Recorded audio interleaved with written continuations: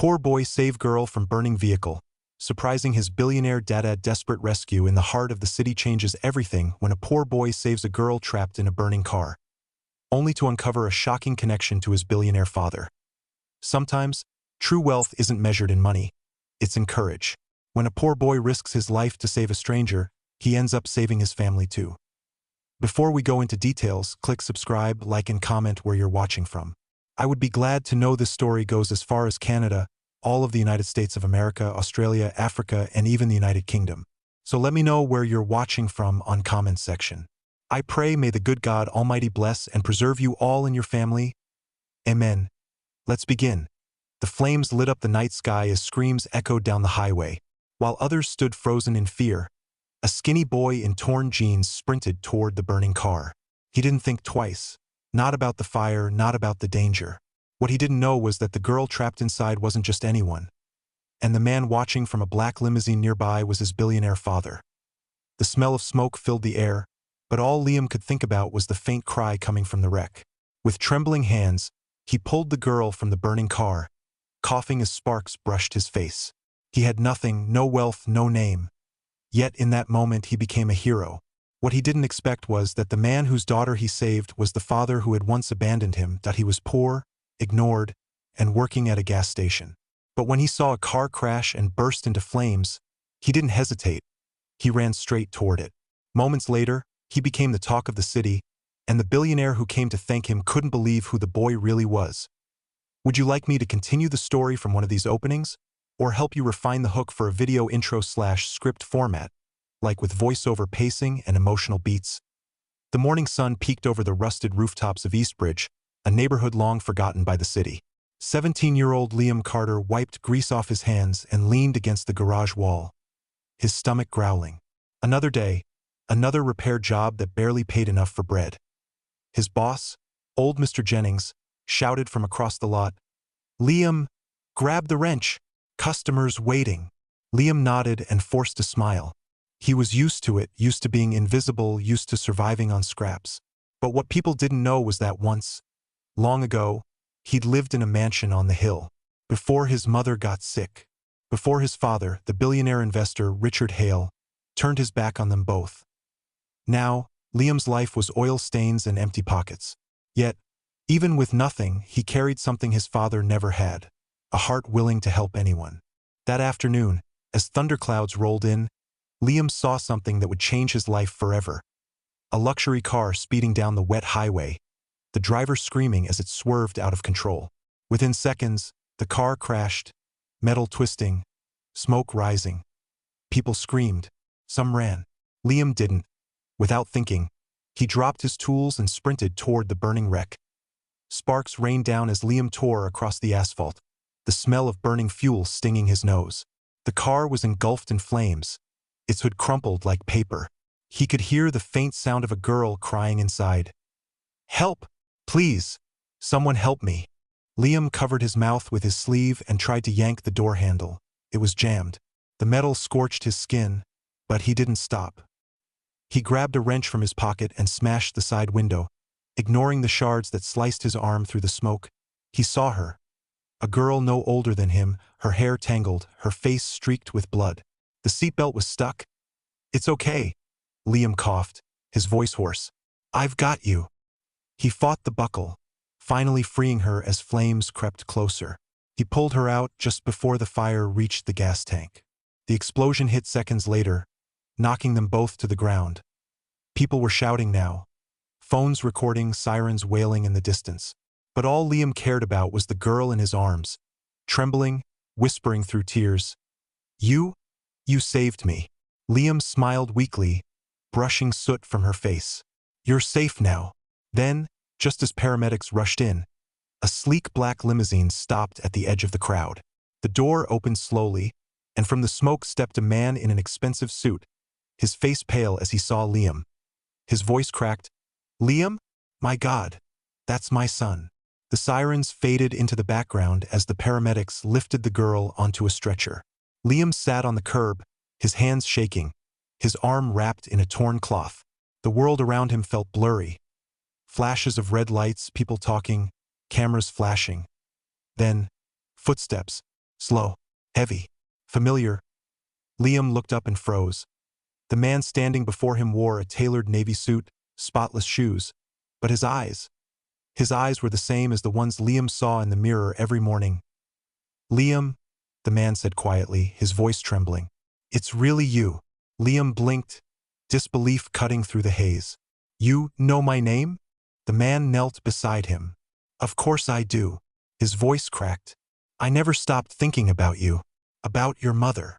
Liam clenched his jaw, anger mixing with exhaustion. Then where were you when she was dying? When we lost everything? The billionaire, Richard Hale, one of the most powerful men in the city, couldn't find his words. For once, he looked small. I thought keeping my distance would protect you. I was wrong. Liam scoffed, turning away. You don't get to show up now and pretend to care. Before Richard could respond, a paramedic approached.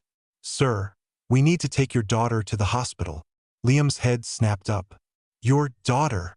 Richard nodded slowly, eyes full of guilt. Yes, that girl you just saved. She's your half-sister. The world seemed to stop. The noise around them disappeared, leaving only the echo of those words hanging in the smoky air. Liam stared at him, disbelief washing over his face. So, the girl I risked my life for, Richard's eyes glistened, is your family, Liam. You saved your own blood. Liam felt the weight of it all, the fire, the pain, the years of being forgotten. And for the first time, he didn't know whether to cry or walk away. The hospital smelled like antiseptic and rain. Liam sat outside the emergency room, a bandage around his arm, still wearing the same smoke-stained clothes. Through the glass doors, he could see her, the girl he'd saved, resting peacefully, an oxygen mask over her face. His sister. The words still didn't feel real. Behind him, footsteps echoed. Richard Hale stopped a few feet away, unsure whether to speak. He wasn't used to silence. He was a man used to commanding rooms, to giving orders and being obeyed. But now, he stood before the son he'd abandoned, powerless. Liam, he said softly, I don't expect forgiveness. But please, let me make things right. Liam didn't turn. His eyes stayed on the hospital window. Make things right, he whispered. You think money can fix years of pain? Can bring her back? Richard swallowed hard. No, he said, but I can make sure you never struggle again. I can give you the life you deserved. Liam finally turned, his gaze sharp. The life I deserved was a father who stayed. Silence. Heavy, cutting. For a long moment Richard said nothing. Then his voice cracked. You're right. He reached into his pocket and pulled out something small. A worn silver locket. Your mother gave this to me the day I left. I couldn't bear to look at it again until now. Liam took it hesitantly. Inside was a faded photo, him as a little boy, sitting on his mother's lap. She was smiling, alive, happy. Tears burned his eyes. Richard stepped closer, his voice trembling. You have her courage, Liam. Today you reminded me of what I lost, and who I should have been. Liam looked down, emotions clashing inside him. Anger, grief, love he didn't want to feel. I don't know if I can forgive you, he said quietly. Richard nodded. Then let me earn it. The two stood in silence, the storm outside finally breaking. Rain fell softly against the windows, washing away the ash, the fire, and maybe, just maybe, the years between them. A week later, the morning sun rose over the city. The same city that had once looked so cold to Liam. Now it glowed with new light. The hospital stay was over. His wounds had healed, and the girl, his sister Emily, was recovering faster than anyone expected. Every time she smiled, Liam saw a glimpse of the mother he'd lost. He stood outside the hospital entrance, backpack slung over his shoulder, ready to leave. Behind him, a familiar voice called, Liam, wait! Richard hurried toward him, holding an envelope. His suit was gone, replaced by a simple jacket. For the first time, he didn't look like a billionaire. He looked like a father. I know you're not ready to come home, Richard said, handing him the envelope. But this is a start, a scholarship in your name. For kids who grew up like you, kids who never got a chance. Liam stared at the papers, stunned. You did this. Richard nodded. You inspired it. For a long moment, neither spoke. Then Liam smiled faintly. Maybe this time you really mean it. Richard's eyes softened. I do. Liam looked toward the sky, the memory of fire fading into the warmth of the sun. Then maybe, he said quietly, we can both start over. Richard nodded, emotion tightening his throat. Together, Liam took one last glance at the city. The streets, the garage, the world that had shaped him. He realized he wasn't the poor boy anymore. He wasn't just a survivor. He was proof that courage could bridge even the deepest divide. As he walked beside his father toward the car, Emily waved from the window, her smile bright as morning, and for the first time in years, Liam felt it.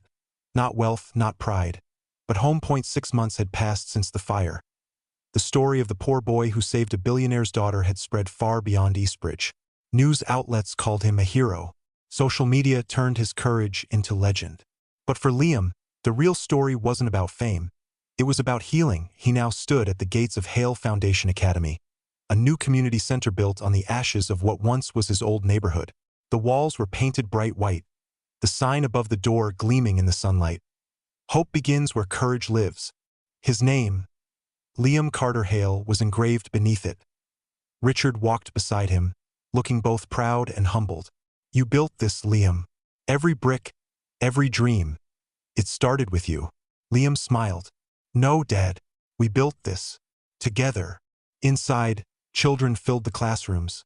Kids who once wandered the streets like he did, now laughing, learning, believing again. Emily was there too, painting a mural on the wall.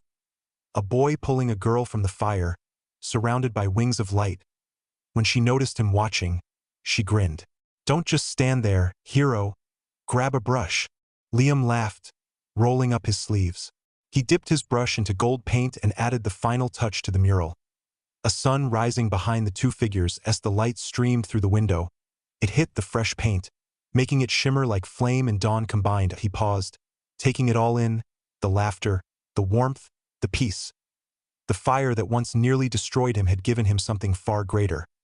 A second chance, and this time, he wasn't alone. He turned to his father and sister, smiling.